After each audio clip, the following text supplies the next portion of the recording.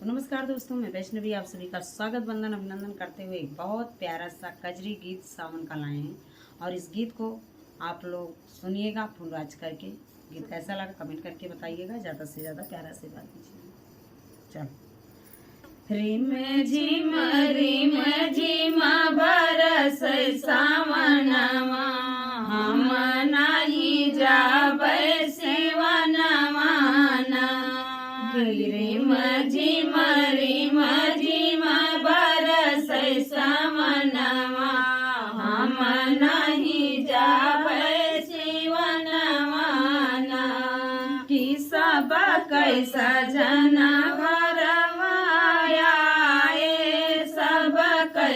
जनवर घरवाया हमारा पिया परदेसिया छाए।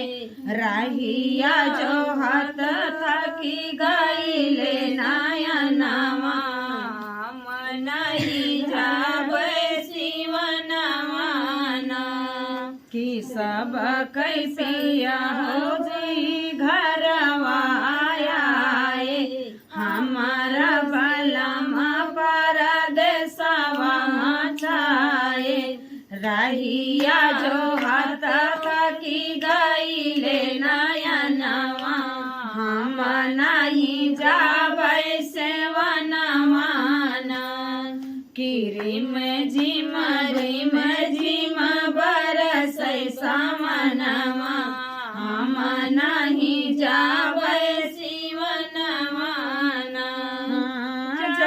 जब पानी हो बरसन लागे, जब पानी हो बरसन लागे, हमारा पूरा बदनवा कांपे, हमारा पूरा बदनवा कांपे।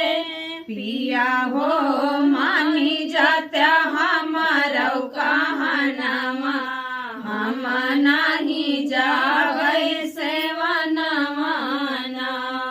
कि पिया हो मानी लेता हमारा कहनवा, हम नहीं जाबै सेवनवा ना। कि रिम झिम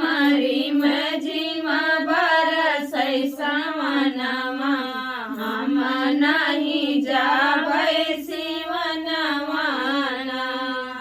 कि काला बदरवा जिया हो डरवा वै, काला बदरवा जिया हो डरवा वै।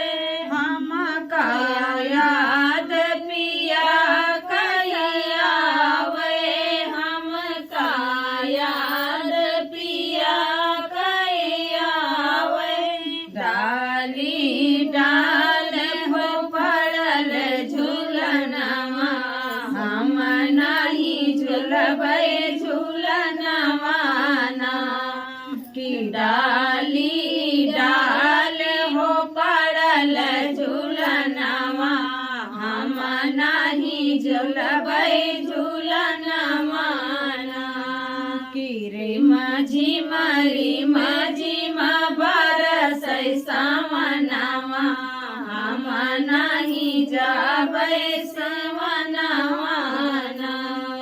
तो भैया ये प्यारा सा गीत आप सबका कैसे लगता नहीं कमेंट करके जरूर बताइए। इधर से हिला दिया कर मोबाइल, कहा करे कहा न टच हुए।